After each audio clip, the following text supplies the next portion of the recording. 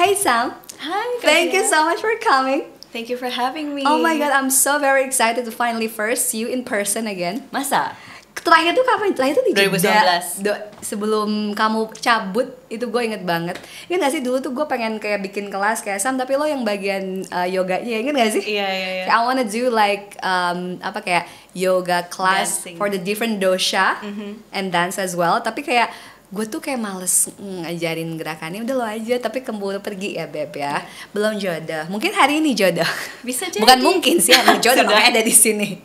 So Yeah. I'm actually very excited to have you here karena ada satu pertanyaan yang buat aku tuh dari kecil bahkan this is always a question that I have in mind dan aku yakin banyak orang yang mempertanyakan juga hal yang sama, and that is what is my life purpose?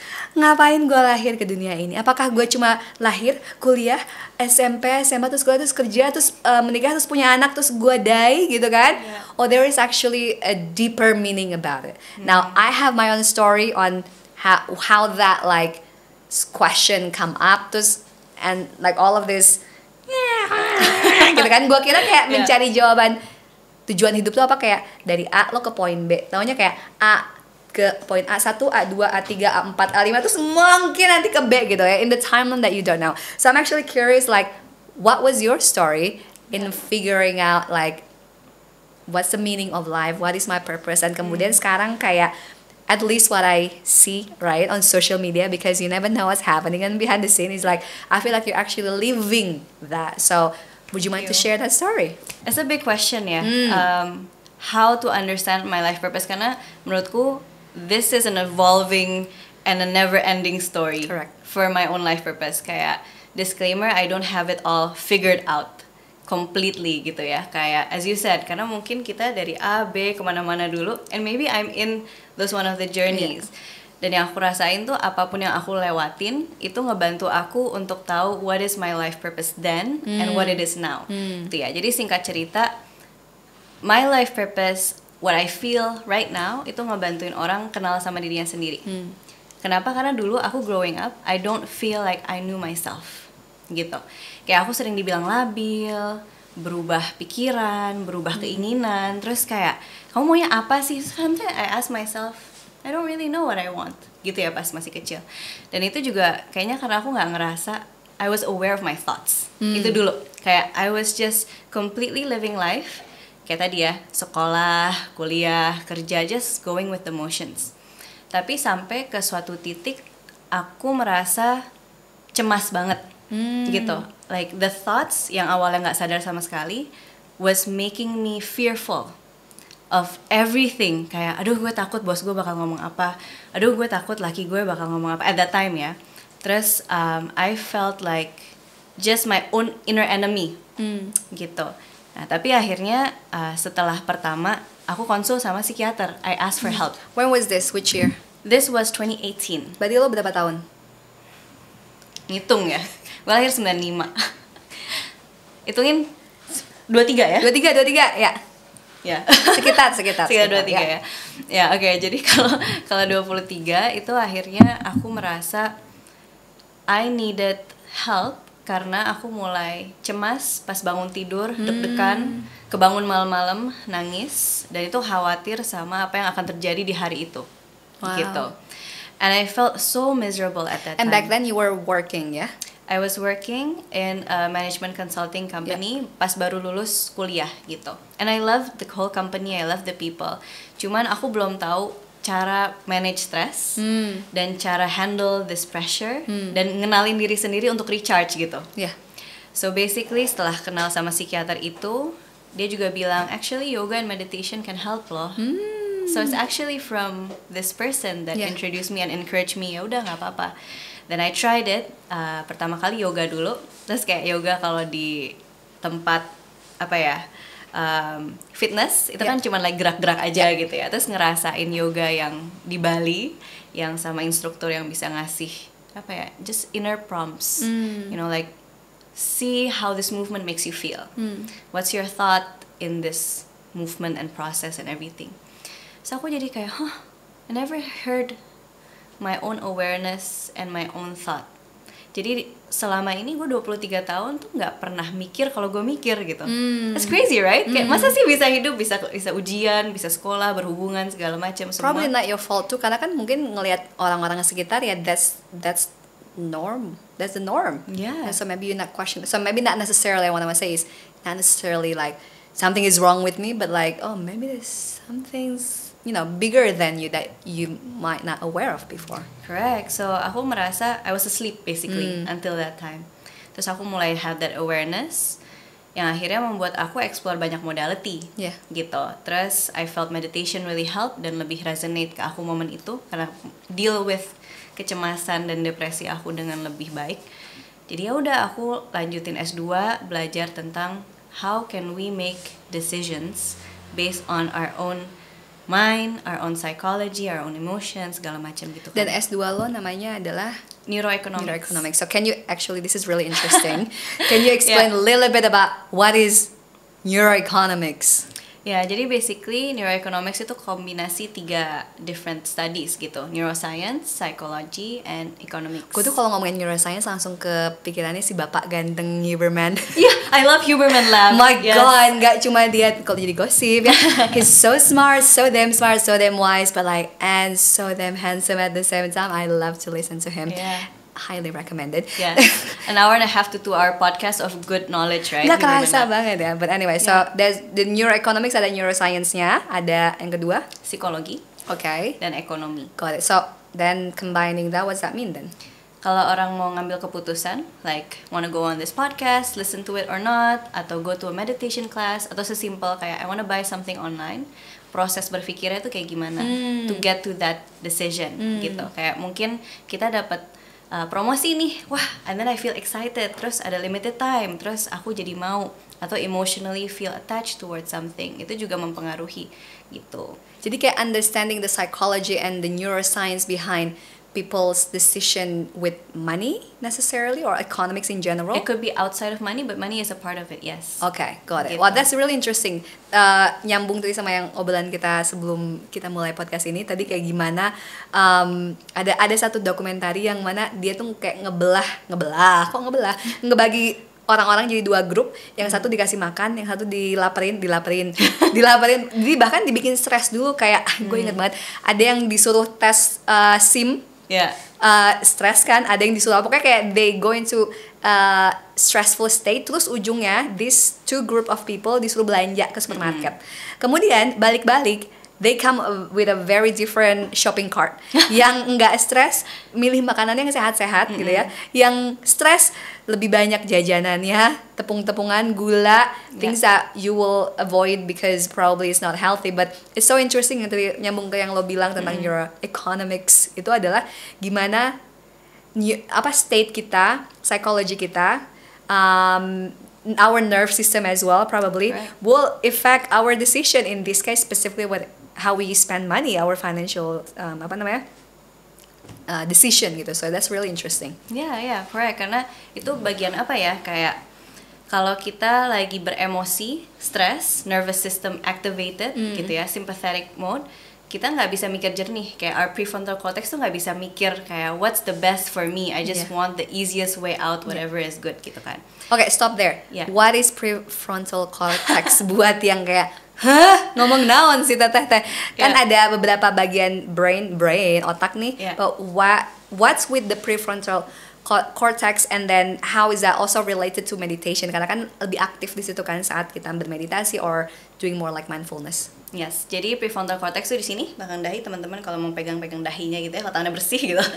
Jadi ini adalah tempat kita berpikir secara rasional dan logika gitu. Nah, kalau misalkan kita lagi stress, this activation goes down. Tapi pas meditasi, mungkin we're in a calmer state, maybe we're noticing the way we're thinking, dia lebih teraktivasi. Jadi kalau mau mengambil keputusan, si prefrontal cortex ini itu agak tongue twist banget ya. Betul. Tapi buat cadel kayak gue. Masa cadel? Nggak bisa. That's a secret sound. Kalau bahasa Inggris nggak kelihatan kan, makanya kenapa ngomong bahasa Inggris semua biar nggak kelihatan cadel ya. Nggak ada yang bercanda. Terus? Ya, jadi basically akhirnya aku pakai meditasi lah buat si skripsi aku. secara long story short, I felt that this meditation was received well dan juga datanya bagus. Akhirnya aku taruhlah di podcast karena itu zaman-zaman awal pandemi.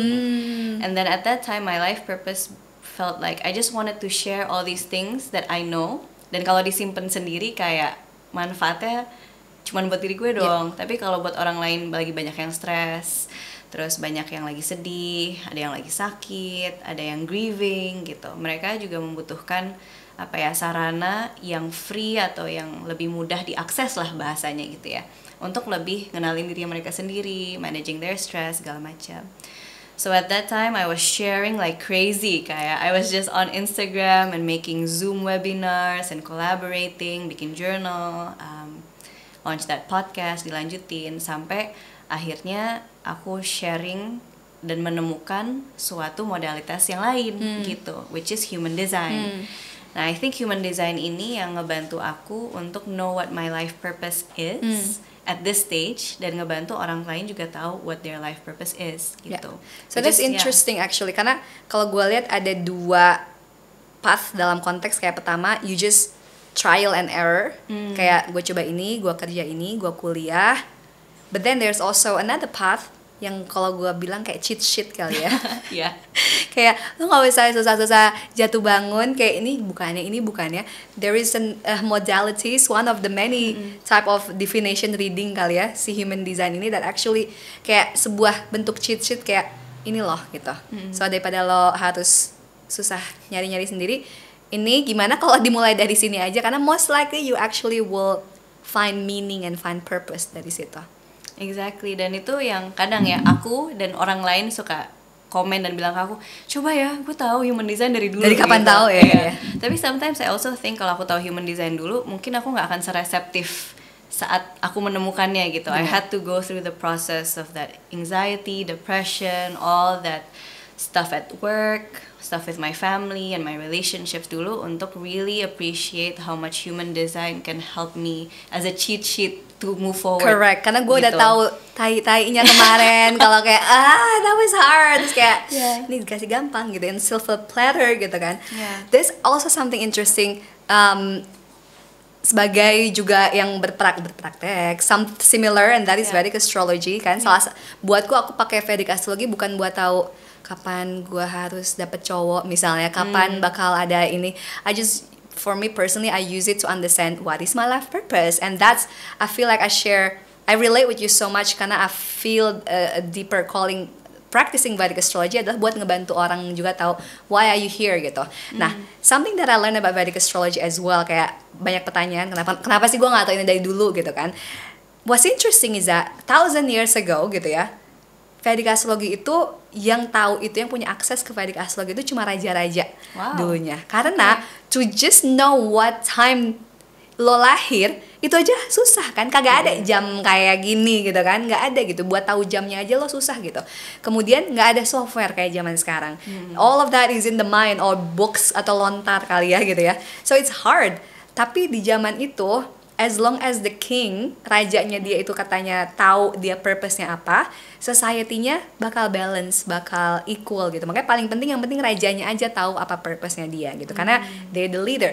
But nowadays kita nggak bisa rely sama raja, presiden atau leader. And I think that's why, like, in a way this is also universe, or I don't know, the nature's way to, in a way, make it accessible more to human design, Vedic astrology, and there are so freaking other many modalities yang kayak same but different gitu kan, kayak beda modalitiesnya tapi ngasih tahu hal yang sama gitu kan. And this is where you're going in life, supaya lebih banyak orang lagi aware tentang purpose-nya dia. Makanya menurut gue, I think in a way, the reason why this knowledge lebih accessible, karena sebenarnya we live in a very difficult times, live in crucial time yang mana kita nggak bisa dependent lagi sama orang lain, apalagi sama raja, sama leader kita to just tell us where to go, but actually you need to understand where you're going, which is also why I invite you and I make this podcast supaya lebih banyak orang tahu. So basically setelah lo belajar human design, what changed then? Dari kayak sebelumnya gue ngerasa ini panggilan gue, terus sekarang kayak this is where I wanna go even deeper misalnya gitu. Yeah, I think what changed the most adalah self acceptance ya, self love, self validation. Karena hal-hal yang dulu nempel banget, dibilang labil, dibilang nggak tahu mau apa, itu sebenarnya ada juga di human design. Kenapa gitu. gue kayak gitu? Iya, tapi itu adalah frekuensi yang challenge-nya gitu. But once we know sebenarnya kenapa kita labil, misalkan buat aku, karena aku bisa see different experiences and go through all of that untuk dapat intisarinya lalu dibagikan ke orang lain gitu. Jadi kalau misalkan aku dulu nggak labil, aku nggak akan masuk Coba banyak hal gitu, consulting, nyoba ke education technology, terus nyoba ke Belanda sekolah, terus nggak nyoba yoga, meditasi, jurnal. I had to go through that. Walaupun kita kadang biasanya secara self ngerasa oh gue tuh kerjaan gue gitu, gue status gue gaji gue, tapi sebenarnya we're so much more than that. Correct. Gitu. So I felt what changed was this, wah semua orang itu unik ya. Not only for myself, tapi also seeing my closest family members and just my closest friends and family, dan orang-orang bahkan yang kadang ada konflik gitu ya, kayak oh human design dia kayak gini, oh pantes gitu. Jadi kayak there's more compassion jadinya, compassion to myself, compassion to others, that we are just on our own journey and living our own energetical way. Karena basically human design is energy, gitu. Jadi setelah mempelajari dan akhirnya sharing ke beberapa teman dekat, mereka juga yang bukan orang-orang yang suka holistic wellness gitu ya, bukan yang yoga, meditasi, cuman kayak teman-teman, lo mau nggak gue cekin deh gitu, gue mau latihan sekalian gitu. Yang mana biasanya lebih sulit di convince ya. Karena mereka bukan yang aku mau dong, ini lebih kayak gue mau latihan dong, boleh nggak gitu. Terus mereka kayak kok bener, kok bisa gitu. Terus kayak nggak tahu, ini juga something that I'm learning. Dan itu salah satu pertanyaan yang sering muncul tentang, I don't know if it's for you ya, Vedic astrology, tapi buat human design orang kaku kayak ini ramalan ya gitu. Ini beneran nggak sih, sainsnya apa gitu. Incorrect. Right, terus aku bilang ya, you don't have to believe it, tapi if you want to try and if you feel ini membantu, then you can apply it and experiment with it at your own pace and your own acceptance gitu. Tapi nggak ada yang harus lo mesti percaya semua yang si human design ini bilang atau bisa ngasih tahu lo ke depannya kayak gimana. It's really interesting you highlight on that and on that note, because I think it's important to always question it. Meskipun kayak ini dari guru yang baik atau benar, modalities yang benar, tapi menurut gue ada pentingnya untuk dipertanyakan lagi supaya kita benar-benar nempel di kita in our own understanding gitu loh. Karena kalau misalnya cuma diambil bulat-bulat with what they said, but you don't actually kayak test it whether it's actually apply di hidup gue atau enggak gitu kan, nempelnya juga beda sih. So next one, I'm actually curious. Kan dulu sebelum human design juga ngajar yoga kan, so ada yoga, ada meditasi, itu human design. How you, maybe there's more, I don't know. How you combine all of that in your practice sekarang? So I think in human design kita semua punya cara hidup yang berbeda-beda gitu ya. So contoh energy type yang misalkan generator dan manifesting generator, ada 5 tipe. Ada projector, reflector, and manifestor, tambahan si 3 itu. Sometimes this reflector, manifestor, and projector itu modelnya lebih banyak butuh istirahat daripada orang umumnya gitu. Bisa kerja, of course, bisa kerja keras, tapi they need rest longer. Jadi in the yoga and meditation practice, it's more yin. Got it. Gitu. It's more, I am feeling what it is, I am relaxing, I'm releasing, I'm recharging through that note, yoga, meditasinya. Tapi kalau misalkan yang generator, manifesting generator, malah butuh olahraga atau butuh energinya dikeluarin. Kalau nggak susah tidur gitu malamnya. That's me. Ya, Kalau it's us. Kalau misalnya sehariannya kurang beraktivitas gitu kan, kurang gerak badannya, kayak I'm so restless gitu. Iya, jadi kayak kita semua tubuhnya energinya berbeda gitu. And it doesn't mean one is better than the other. It's just different gitu. Kalau buat meditasinya juga sama, kayak how are you releasing that overthinking? Overthinking semua orang punya gitu. Most of the people do, but how they manage that per tipe atau different types of their human design, itu ada meditasi yang lebih membantu. Karena ada orang yang lebih butuh grounding, mindfulness, ada yang lebih butuh maybe visualization atau questioning themselves, kayak kontemplasi meditasinya. So it can be tailored lah. Gitu, for my practice and my clients juga. Jadi berarti bisa lebih, dengan sekarang punya human design di Toolbat Law gitu kan. It's basically the umbrella gitu ya buat bikin approach lo sama klien, sama murid lo jadi lebih holistic gitu kan. Karena you realize with this it help you understand that what makes this person unique, what makes my client different with the other client. Berarti kayak yoganya gimana, meditasinya gimana. So let's talk more about this human design because I'm sure many people are interested with it. And by the way, I feel like those who usually kayak mereka agak kayak takut sama astrologi karena ini ngomong apaan sih planet, kayak when some people prefer human design juga karena kayak bahasanya lebih manusia ya Beb ya. Bahasanya lebih mudah dimengerti. Kadang gue kalau ketemu klien kayak gue tuh nggak ngerti astrologi, gue juga kayak I understand that gitu. Tapi ada juga yang mungkin after they understand both is actually connected karena kan human design juga one of the root is also astrology, right? Yeah, Western astrology. Western astrology. So my first question is, kan tadi ada 5 tipe kan. So what's the when people masih beginner banget lah intinya sama human design, what would they need to understand first about their design? Selain mungkin tadi yang 5 tadi. Yes. Aku mau jawab with a precaution dulu actually. Karena human design itu butuh tempat tanggal waktu lahir. Yeah. Dan this is sometimes the barrier for some people. Correct. Gitu kayak aku nggak tahu waktu lahirku kapan. Bukan jodoh lo gitu berarti. Bukan waktu Anda gitu. Iya, jadi bisa nanya dulu pokoknya ke kalau misalnya ada orang tua atau keluarga terdekat atau sertifikat lahir tuh biasanya ada.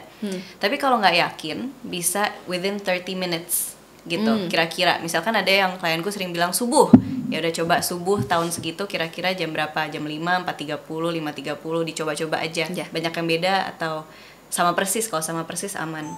Kalau nggak tahu sama sekali waktu lahirnya jam 12 siang gitu. Kenapa jam 12 siang? Karena itu pas mataharinya di tengah aja. Correct. Jadi dia kayak biasanya buat bagian atas yang penting yang aku akan jawab next itu akan sama. Tapi berarti pasti ada detail-detailnya yang berubah kan dengan tidak punya jam atau menit lahir kan? Betul. Correct. Gitu. Jadi yang kalau misalkan 12 siang masih bisa akurat itu tadi tipe solar energy ada 5. Oh, kalau yang 5 energi tadi dia kalau jamnya nggak tahu pun dia masih oke gitu ya? Kira-kira biasanya benar, cuman there could be an error. Correct. Of course, cannot be always 100% sure. Yes. Tapi biasanya itu yang paling konsisten gitu. So from the type itu ada strategi. So the strategy for each type itu beda. Kayak buat kita generators, kita adalah responding to life.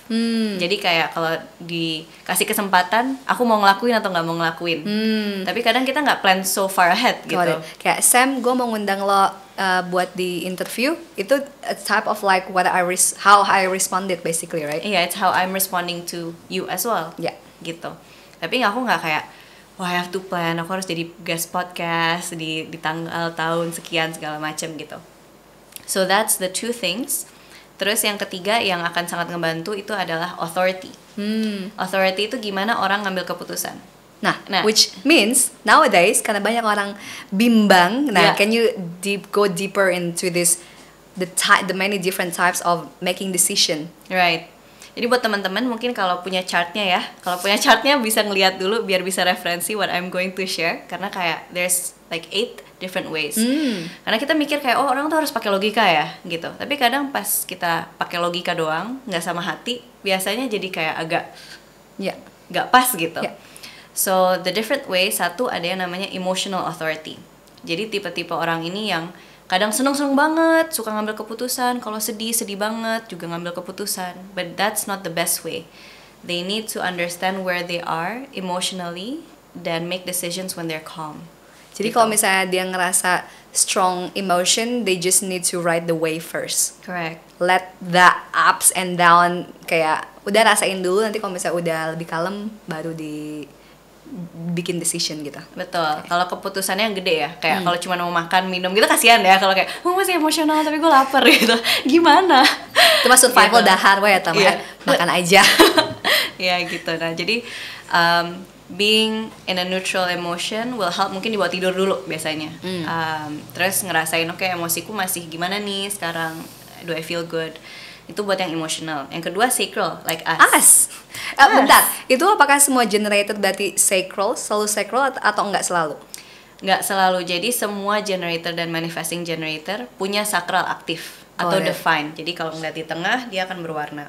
Cuman buat authority-nya kalau dia punya emotion, dia akan jadi emotional authority. Tapi sacralnya tetap nyala karena itu yang menjadikan dia tipe Got it. generator and MG gitu. Jadi yang sacral ini ngambil keputusannya dengan ngerasain tubuh basically. Like, does my body feel good and I want to take action? Atau my body feels closed kayak, this is not for me. Yeah. Like Gitu. it feels like I'm shrinking. I just don't feel like, yeah. Yeah, shrinking or expanding. Exactly. It literally feels like apa ada physical sensation-nya gitu kan. Betul. Jadi orang beda-beda physical sensation-nya. Ada yang di pinggang, di perut, di dada. And for different decisions could be also different place. Got Tapi it. sebenarnya biasanya di pinggang gitu. Where the sacral chakra is that what it is? Got it. Yes. Terus yang ketiga spleen. Nah, yang spleen ini lebih dengan intuisinya. So, Bedanya gut sama intuisi apa? it's a good question. Jadi si spleen ini lebih intuitive knowing. So it's like a soft voice. Kayak it's an inner knowing kayak I like this person or don't go there or it's like super soft gitu. Got it. Kayak you shouldn't eat that. You shouldn't drink that. Gitu. Jadi kayak berarti orang kayak gini harus sensitif banget gitu ya. Bener. Wow. They have to meditate. Nggak have to, biasanya mereka lebih punya inner awareness yang kuat gitu. Harus sih, karena kalau enggak lo malah dibisiki syaiton coba Beb. Bisa Harus kan? bedain. Benar, soalnya syaiton itu kan bisa membisiki Anda ya. Dikira kayak ini suara dari dewa dewi, ini suara dari Tuhan, padahal kayak syaiton ya Beb ya. Ya, ada pengalaman seperti itu. Jadi memang harus berarti kayak for those people with the spleen, or I think even just general for everyone, it's important to meditate, have spiritual practice buat bisa ngebedain ini suara syaiton mana, suara petunjuk dari Tuhan mana, suara hati mana, atau suara ini bakteri saya pengen makan pizza gitu kan. Bisa gitu. Iya, makanya having gut health is very important. Yes, correct. Langsung. Ikutan home detox program ya. Sebel. Lanjut. Ya, jadi basically the spleen itu is everything for our health and survival. Gitu. Jadi si bisikan syaitonnya pokoknya itu membuat Nanti kita bisa sehat dikasih atau- kayak ada foto ada bisikan syaitan di sini. Iya. Pokoknya yang penting bikin kita sehat, healthy and safe itu. Got it. Terus apa lagi? There is the one that's from our ego, our heart. What do we truly desire? Ini ada yang projected yang butuh dipanggil dulu. Jadi banyak tipe misalkan projector gitu ya.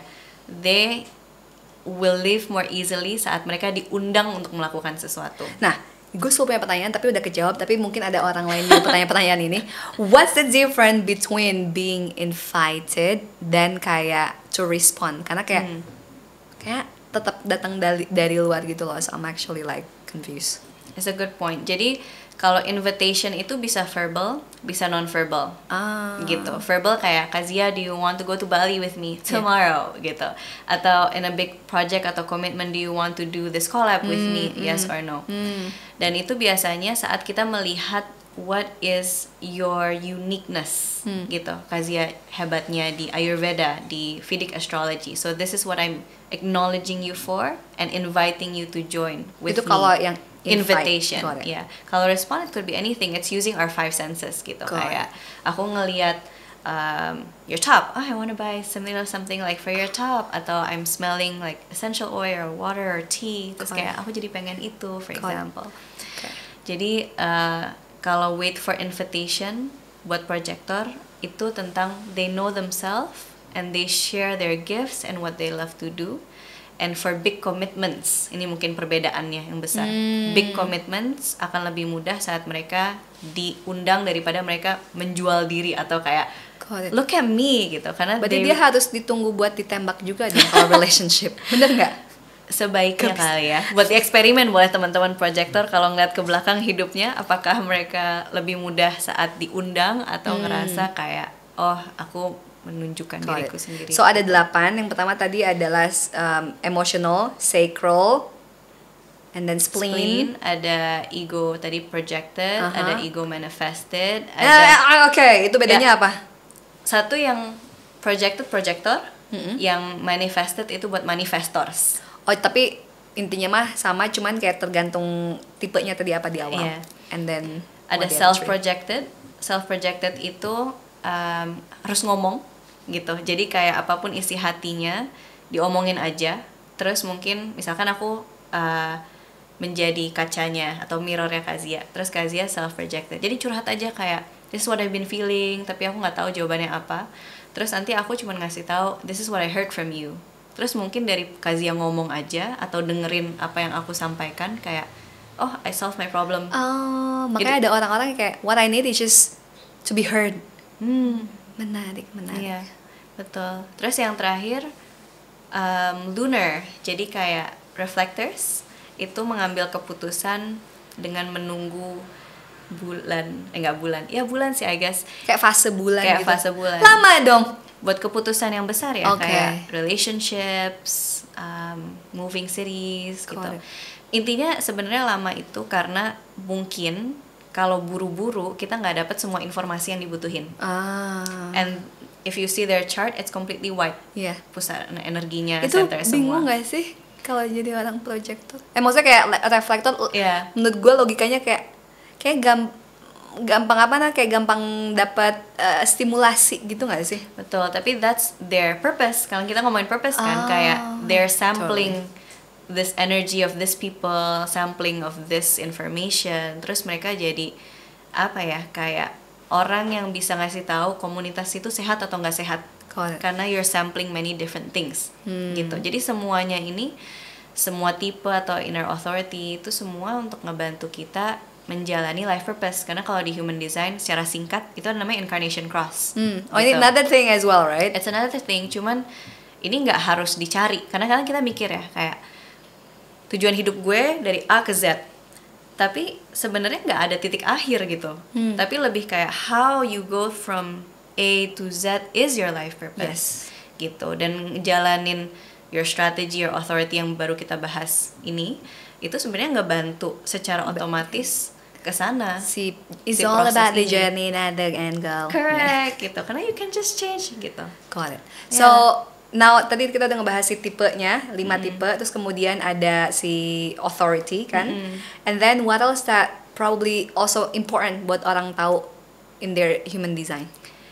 Yang a crowd pleaser, banyak orang yang seneng banget adalah profile. Nah, Profile tuh yang angka-angka itu ya? betul. I love it, crowd pleaser. Crowd pleaser, karena orang kayak langsung gue banget lagi gitu, kayak masa sih gitu. Kok bisa? Lo ngeramal ya? Lo cenayang gitu. Aku sering ditanya pertanyaan sih, enggak, ini aku belajar, ada ilmu, baca. Banyak hafalannya Beb sebenarnya gitu kan. Semua orang bisa belajar. Ya basically that, itu ngebantu kita untuk tahu our conscious side and our subconscious way of being gitu. Dan orang merasa cepat tervalidasi biasanya dan bisa lebih kayak oh ya memang gue kayak gitu ya nggak apa-apa gitu jalannya. Can you grow from that misalnya? Let's say karena kan semua hal ada 2 sisi tuh, ada yang positifnya, ada yang agak challengingnya misalnya. For example, I'm a 6'2", role model, hermit. I feel like my hermit is actually quite obvious, so I'm not sure if it is on subconscious, but I feel so obvious. Like I love to hide. Teman-temanku tuh bahkan sebelum aku tahu human design, dulu waktu aku tinggal di Bali, teman-temanku tuh suka bercanda, Zilo jangan di gua mulu gitu, literally karena aku seneng banget di rumah gitu. And then when I know 6'2", I was like, that makes sense gitu kan. So, but then I have a job where I need to go out of my cave, right? Like this, right? Even though I just want to hide, gitu kan? Nah, itu apakah kita bisa keluar dari misalnya, gue gak mau jadi generator, gue pengennya lebih apa misalnya? I don't want to be like just wait for my emotion to like pass misalnya. Can I go beyond that? Atau kayak tadi, I don't wanna be a hermit, I wanna be more outgoing. Karena kadang suka ada orang yang belum self-acceptance gitu kan. What would you say about that? That's actually bring up a very important point yang aku suka banget dari human design. So what you mentioned about not wanting to be ourselves, itu namanya conditioning kalau di human design. Jadi kita kan tadi tempat tanggal waktu lahir ya, yang di awal yang kita omongin. Terus teman-teman nanti ngelihat ada graf nih keluar. Tapi semua hal yang terjadi dari momen itu sampai umur hidup sekarang itu bisa jadi conditioning. Cara kita dibesarkan orang tua, lahir di keluarga kayak gimana, sosioekonomik, sekolah, percintaan, perkantoran yang membuat oh gue mesti kayak yang lain, tapi nggak menerima diri gue sendiri adanya kayak gimana gitu. contoh misalkan sekarang zaman hustle culture, everything is more, do more, achieve the best. Umur 30 udah harus A, I, U, E, O segala macam gitu. And then that puts a huge burden on people. Dan itu jadinya conditioning gitu. Kayak aduh gue nggak nerima sama emosi gue, sama gue nggak pakai logika atau gue harus segala macam. But the part in human design, it's not changing yourself to be someone else, but it's remembering to be who you truly are. Jadi the process is called deconditioning gitu. Kayak unlearning lah jatuhnya. Kayak oke, gue dulu diajarkan ternyata penting untuk pakai logika. Ya logikanya memang berpengaruh dan penting. Jadi intinya kadang kita berpikir kalau logika itu lebih penting. Tapi padahal mungkin selain itu ada cara pengambilan keputusan yang lebih sesuai gitu. We think our logic, our thinking prefrontal cortex yang tadi sempat disebut-sebut itu is the best thing. Tapi when we are learning again, dan kalau kita mau belajar gitu ya, kayak oh ternyata my body response itu stronger than what my mind is thinking. Kayak contoh kecilnya dari pengalaman hidup aku ya. Banyak orang yang bilang sebelum aku resign in the management consulting company is like one of the most stupid decision ever. Gitu. Karena orang lain pengen kerja di situ kali. Iya, kayak susah banget masuk ke situ. Kalau ditunggu 1-2 bulan lagi, aku bisa naik gaji berkali lipat lah intinya. Ditahan aja gitu kayak ya udah kayak logikanya if you stay you get possibly more money atau more prestige atau just more benefits in general gitu. Tapi my gut feeling was not there anymore gitu. Dan itu yang membuat aku walaupun belum tahu human design merasa that's already true. Human design cuma ngebantu kayak ada petanya nih, ada blueprintnya. Kayak ini ya, kayak sebenarnya kayak konfirmasi for what you already know gak sih? Iya, jadi ada apa ya pegangan tadi ya, cheat sheet lah gitu. Karena kalau dulu kan belum tahu, cuman oh ya kalau connecting the dots memang ada beberapa hal yang sesuai. Tapi sekarang kalau kita belajar dan mau belajar misalkan human design or any other divination system, kita jadi lebih punya pegangan aja sebenarnya untuk menjalani hidup yang uncertain ini gitu. So I feel if we want to be something other than ourselves, it's okay, it's valid. Everyone is on their own different path and way gitu. Cuman the beauty of human design adalah mengingatkan we don't have to be someone else karena we're perfect the way we are. Dan bahkan our life purpose akan lebih mudah dijalanin when we are completely ourselves daripada we're trying to be someone gitu. Ya mungkin aku bisa aja jadi Kazia gitu. Tapi it's not gonna be easy for me. Kalau aku try, maybe. Tapi it's not going to lead me to where I should go if I'm going with my own path. Jadi memberikan apa ya, mungkin kelegaan hati buat aku dan teman-teman dan klien yang udah tahu tentang human design kayak ya udah emang jalan gue ya kayak gini aja saat ini, dari profile, dari type, authority segala macam itu. So yeah, I think that's what I can respond to your question. Karena ini gue sering dapat pertanyaan ini misalnya kayak let's say about the Ayurvedic body types gitu kan, atau ngomongin soal birth chartnya mereka. Even though they know there's truth in that, tapi mungkin ada bagian dari diri dia mungkin karena conditioning society misalnya gitu yang kayak thinking that is not good, like for in the perspective of other people, and I don't wanna be like that misalnya gitu. And I guess it's actually related sama episode yang kita kerjain yang udah kita record sama Mbak Diwin gitu ya, tentang pentingnya self acceptance as part of self healing gitu. First thing first, you need to accept yourself first. And I guess in the end, kita juga sebenarnya ya, mungkin kita lupa, but actually we chose this life, this path, di badan ini gitu kan. And one of my mentors say that there's no one that can be this person better than us gitu. Kayak mau gue jadi elo misalnya gitu kan, nggak ada yang bisa lebih baik lagi jadi elo selain elo gitu. So you have, in a way you have no choice because you actually chose this body and this path and this purpose, this family and whatever that is entails that. The next question that I have in mind is about the other parts of human design that I think many people interested in, that is the, what you call that, cross incarnation? Incarnation cross, there you go. And karena itu kan bisa ngasih tahu tentang apa sih purpose-nya, like where you are going, is that correct? Yeah. Could you please tell us more about that? Karena itu banyak banget sih ya, jadi nggak usah dibahas satu-satu sih kalau itu. Of course, ratusan soalnya. Ratusan. Kategori gedenya aja. Okay, yeah.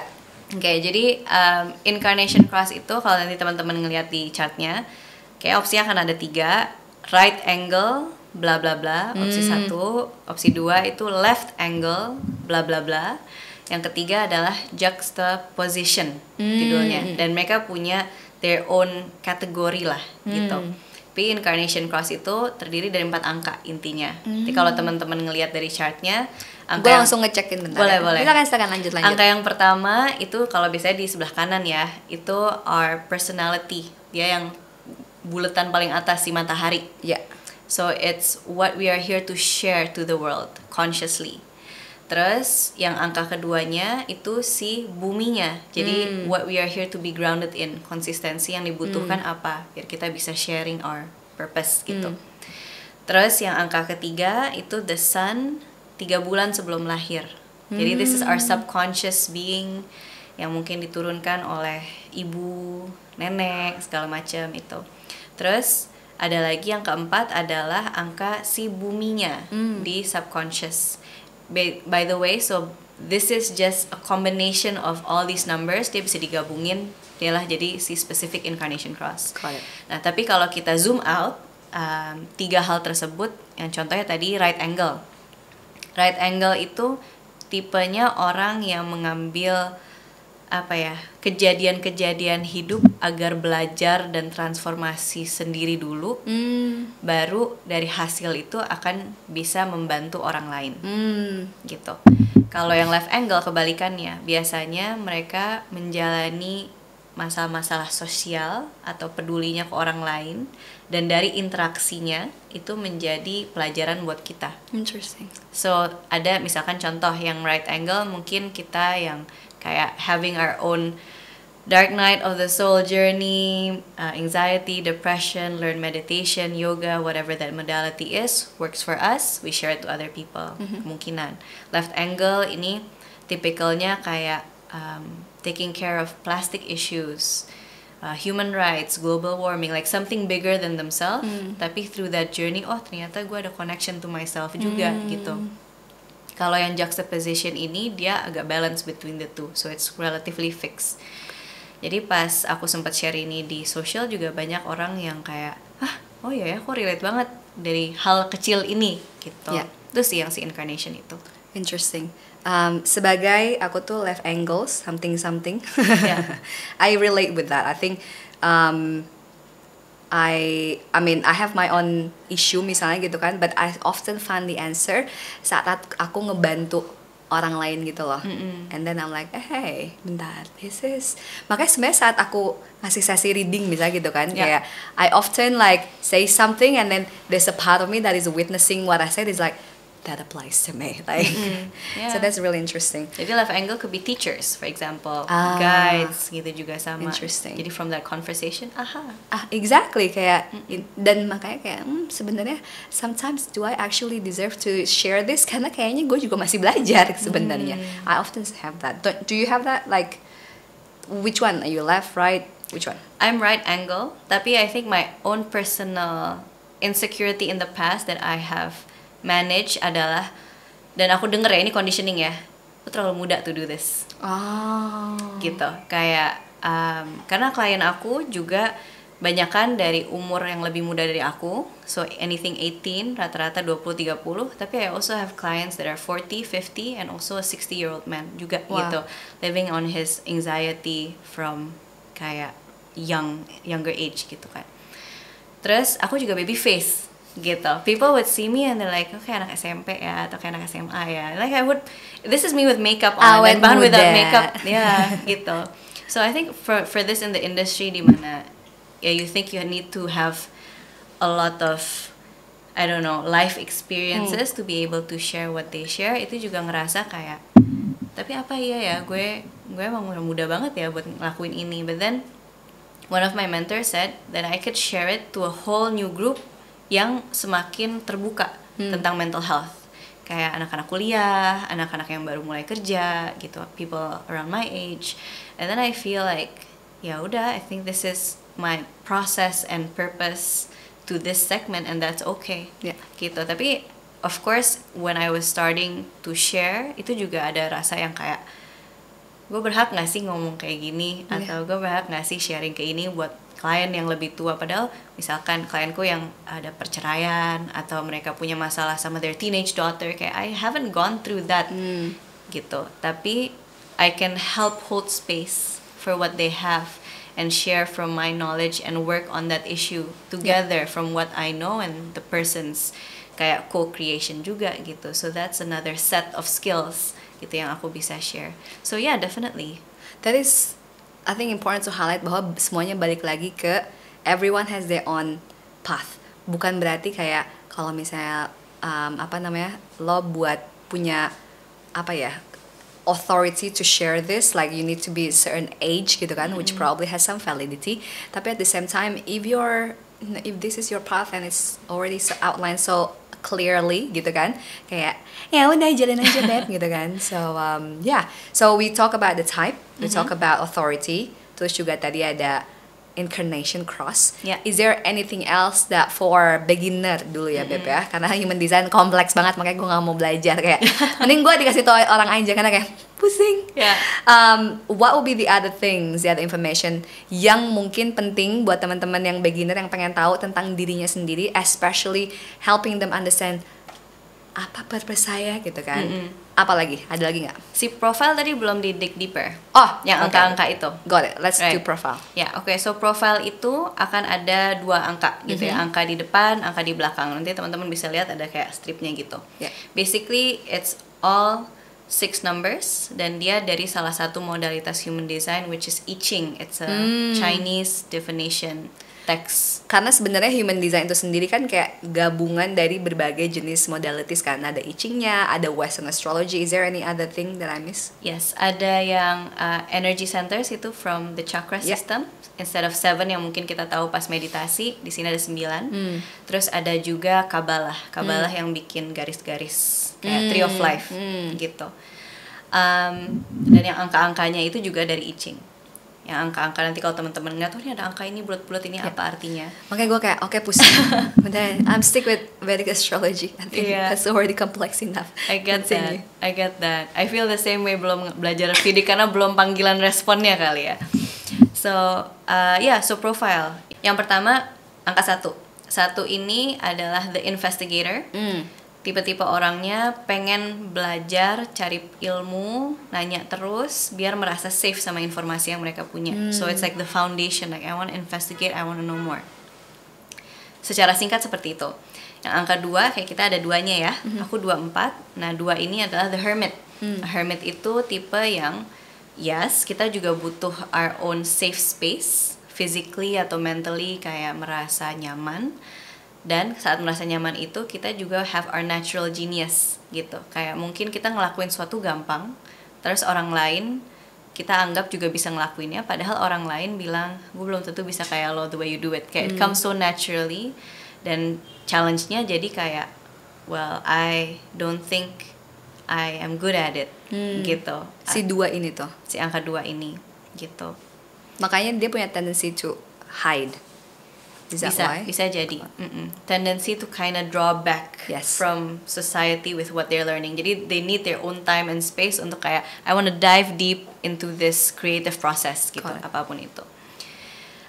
Terus yang 3 itu kayak the experimenter, trial error gitu. Kayak aku mau nyoba A, I, U, E, O, and then maybe their life purpose and journey adalah just to take action, to learn by doing rather than just being in their own safe space gitu.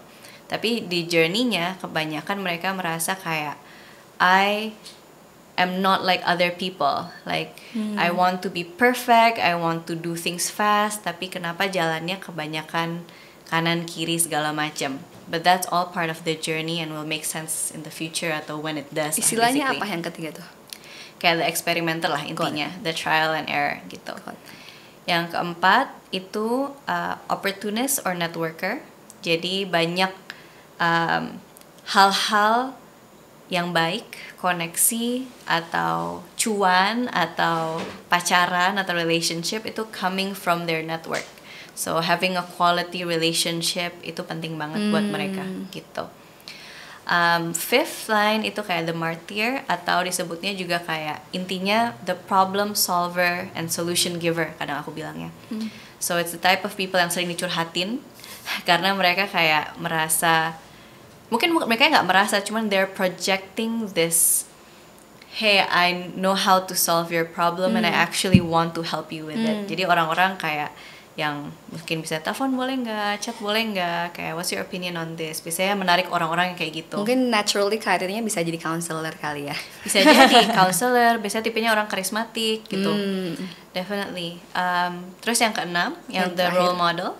So the role model loosely adalah menjalani hidup di 3 fase gitu. Ada fase pertama experimenting, kedua adalah healing and integrating. Lalu yang ketiganya adalah teaching and sharing as a role model gitu. Berarti Zia belum jadi teacher, masih nunggu 50 tahun, Beb. Masih lama. Iya, karena memang I think the assumption di the human design theory itu kalau hidup rata-rata 90 tahun, terus dibagi 30 tahun pertamanya we are learning through the motions, through whatever is experiencing, and sometimes we think kenapa ini terjadi ke gue dan gak ke orang lain gitu. But then when you are in this phase, you get to know yourself more gitu. And then in the second phase we can heal and integrate. Kayak okay, apa yang terjadi itu memang biar aku bisa menjadi versiku yang lebih baik lagi dengan caranya sendiri gitu.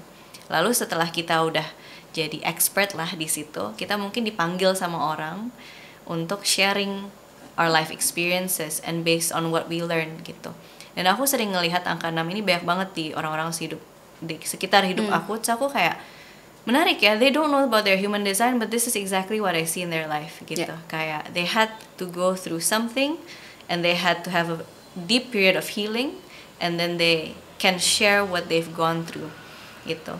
So sometimes mungkin yang buat yang angka 6 ini, it's about patience and surrendering to the process. Yeah, my life name. Iya, kayak gitu. So sometimes there's certain validation through that sih. Ya. Nah itu kan ada 2 angka yang misalnya buat gue kan 62 ada 6/2. Yang bagian 6-nya itu, bagian pertamanya itu subconscious part of you. Conscious. Oh, conscious. Oke, Yes. baru yang ini yang subconscious. What does it mean having the two? The conscious and subconscious. Ya, so conscious itu kayak kita nyadar aja emang gue emang orangnya kayak gitu gitu. It's like pas dilihat mungkin yang paling relate kayak ya gue memang kayak gitu sih gitu. Tapi yang subconscious ini menariknya itu dihitung dari 88 hari sebelum lahir. Kira-kira 3 bulan lah gitu. So basically when we're still in our mother's womb itu sudah kehitung dan kayak dapat turunannya dari ibu atau nenek dari ibu. Karena sel telur yang jadi kita itu udah ada dari nenek. Dari neneknya, si ibunya ibu gitu. So sometimes a lot of our life lessons, our learning itu udah mendarah daging gitulah kasarnya. So it's like sometimes we don't really realize it, tapi orang lain yang nyadar. Terus kadang kita jadi ngerasa oh ya gue mesti lebih mungkin step back atau take control of this, karena kadang kita nggak begitu sadar gitu how that acts out. Itu sih mungkin beda besarnya ya. Ini ada benang merah gitu loh antara beberapa episode yang kita obrolin sebelumnya tentang kayak gimana pattern yang kita dapat dari orang tua that influence us again. So that's really interesting that even it's reflect the human design gitu kan. Berarti ada 4 tadi. Is there any other thing else that you feel like is important for beginners to know then? What other important things? Yang just in case orang nggak perlu tahu jam menit lahir yang exact ya, karena ternyata sama kayak astrologi ada beberapa aspek yang mana kalau 1 menit beda aja something can be completely different gitu kan. Kayak tadi kan ngomongin environment gitu. So is there any other thing else that you feel like important? Biasanya kalau di summary itu ada definition. Tapi definition ini menurutku bisa berubah tergantung sama si energy centersnya gitu. Jadi menurutku ini nggak yang semua orang bisa langsung yakin dan tahu saklek gitu. Karena yang energy centers itu actually menarik banget sih, karena mirip sama si 7 chakra tapi nggak sama persis gitu. And if you really dive deep into that, it really helps. Dan bedanya mungkin si kategori sama si sacral sama si antara generator, manifesting generator, sama si 3 tipe tadi yang projector, manifestor, reflector. Karena ada bagian tubuhnya yang oke, gue mesti kerja terus, dan nggak kerja terus, cuman gue lebih senang kerja dan puas. Yeah. Sama ada tipe yang gue kalau kerja terus cepet burn out banget Yeah. gitu. So I think that is something that relevan buat orang-orang yang zaman sekarang kantoran gitu, atau kerja freelance atau apapun yang ngerasa oh my god I just need to take a break. Bukan berarti generator and manifesting generator nggak bisa burn out, tapi it's usually burning out when you do something you don't love. Tapi when we do something we love, we actually create more energy I and agree. more warmness gitu. Kayak padahal kerjaannya mungkin simple, tapi kalau misalnya lo nggak actually enjoy doing it, kayak malah kayak suck my energy gitu kan. Exactly. Tapi kalau malah ngerjain sesuatu yang suka, you actually gain a lot from that. Kayak kalau misalnya aku habis ngajar tuh kayak, ayo ngapain lagi ya gitu. Iya. Banyak banget. Ya, Gue sambil ngeliat ini gue ya, chart gue. Si energy, tadi lo bilang energy center. ya Itu yang mana sih? itu semua yang segitiga ini semua. Nggak boleh lihat ya teman-teman. Ini ada 9 ini, dia kayak cakra gitu. Got it, oke. Yeah. Intinya kalau teman-teman pengen tahu lebih lanjut silakan book sesi sama Samara ini. How people can find and where can people find you and know more about you and your work. Ya, Instagram sih yang aku paling aktif. I have a website samarafarana.com, but everything on my Instagram, Which my is name at TSAMARAFAHRANA. Kayak spelling di gitu. ngerti tuh, ngertos tuh teteh. Okay, Yeah, so thank you. basically this session ini kenapa dari awal aku pengen ngebahas human design ini karena there's so many modalities, ada banyak banget cara buat tahu apa sih purpose gue gitu, dan kayaknya purpose itu kayak buzzword gitu ya, kayak sekarang everyone like asking, not I don't know about everyone but like many people kayak ngapain sih gue lahir dunia ini, which I think valid karena kita hidup di dunia di timing yang mana is a important question to answer gitu Yeah. kan. Dan actually banyak banget cara buat dapat cheat sheet tersebut. Bisa aja mungkin teman-teman kayak ya udah gue coba aja semua trial error gitu kan, but that will take time and money probably and energy.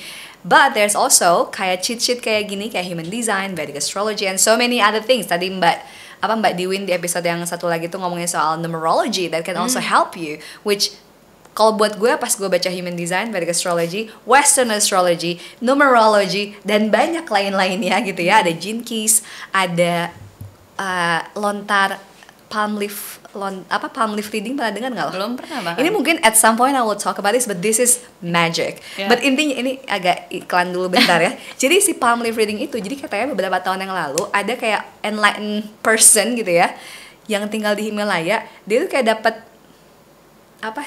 download gitu. Yang mana ini dia kayak nulis jalan hidup beberapa jiwa gitu di dunia ini. Oke. Dan itu ditulisin di daun lontar. Di Bali cuma ada satu orang yang bisa baca karena itu tulisannya Sanskerta gitu. I went there and I had my piece of leaf, dan kayak lagi-lagi ini cuma konfirmasi dari apa yang udah aku tahu juga. So it's just so interesting. Wow. The concept of like what is my life purpose buat aku tuh kayak a question that I always have and will always have, I think. Dan aku udah coba banyak banget, and I'm sure there's so many others out there, and I feel like human design tuh salah satu yang buatku juga ngelihat banyak banget kesamaannya with everything that I've already learned. So that's why I am very honored and I'm so grateful to have you here, karena pasti banyak teman-teman yang juga terbantu. Kalau misalnya pengen belajar lebih lanjut, silahkan bisa book reading sama Samara. Samara juga actually when this probably published, she already have her training, but yeah, go check it out again if you wanna go deeper. Bisa belajar juga sama Samara, nanti juga ada trainingnya juga kan. Betul, biar Cuma- belajar jadi reader juga. Exactly. Do you want to talk a little bit more about what people will learn in the course? Ya, basically everything that I shared, karena human design itu ada fase-fasenya, biar nggak pusing gitu kayak di blok-blok gitu. Basically you learn how to read a chart, tapi not only reading, tapi also skill with a client gitu, Yeah. kayak how to hold space. Got Nah it. biasanya orang yang datang ke reading itu akan curhat, they're gonna tell everything about their life and they want solving of their problems.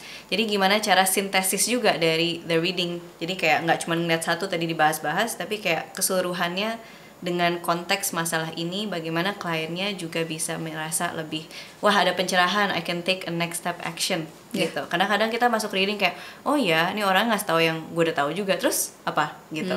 So I think it's very important to practice this confidence of reading and also managing with the client gitu. I agree. So I think that's something that's lacking when I learned human design professionally gitu. Kayak oh ya gue belajar buku sama aja, tapi gue belajar dari YouTube atau dari buku dari mana. And what I learned, karena at this point I've done 400 readings, it's so much over a year and a half kayak. Terus pada poin yang kayak gue mulai capek yang ngulang-ngulang pembicaraan ini terus. So I wanted to empower other people karena banyak yang semakin tertarik human design. And also similarly like what I did when I begin adalah ya udah cari di Google, cari di Instagram. Actually nggak banyak sebenarnya informasi, belum banyak ya. Belum sebanyak itu Belum sebanyak memang. itu. Di bahasa Indonesia apalagi gitu. Tapi bahasa Inggris banyak dan bahasanya tuh kadang kayak alien gitu, berat banget human design. Makanya gue kayak give up. So I want to give a practical kayak knowledge and also how to apply it in your real life and the client's life. So I wanted to provide that in the training. Fantastic. Thank you so much for doing that. Terima kasih buat datang untuk berbagi, apalagi tadi habis kelas yang ngajar kelas yoga. Untung generator ya masih ada energinya generating. Habis ini istirahat sih. Habis istirahat, good. I'm hoping to see more of you and maybe we can invite you again or collaborate in any other form. Thank you so much. Buat teman-teman lagi ngingetin kalau pengen belajar lebih lanjut, silahkan langsung hubungi Samara di Instagramnya, websitenya. Pengen belajar lebih lanjut juga bisa, silahkan. And let's see who we gonna have in the studio in the next one. But until then, I'm wishing you all the best. Mwah, see you soon. Bye. I hope that episode bisa ngasih banyak insight buat teman-teman supaya bisa punya hidup yang lebih align lagi sama life purpose-nya. Dan kalau pengen belajar lebih lanjut lagi tentang gimana saya bisa mendesain, membuat hidup saya lebih hidup lagi sesuai dengan life purpose saya, bisa ditonton episode yang sebelumnya, linknya di sini. Dan juga kalau belum sempat subscribe YouTube channel ini, bisa klik buttonnya di sebelah sini.